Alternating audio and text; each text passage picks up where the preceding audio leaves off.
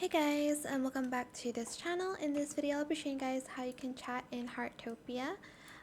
Super simple. You do need to be friends with them in order for them to see your chat. If not, they will not be able to see it. So, to chat with people, just press enter on your keyboard here. I'll tell you how to make friends first, like how to be friends with other people. I don't know if she's going to accept it, but you just press here and then you can add friend here and then press this. You do need stars to add friends, by the way, and to chat with them just press enter and just type hi. Again, it says the chat is only visible to friends. Just press enter and they will be able to see it and communicate there, I guess.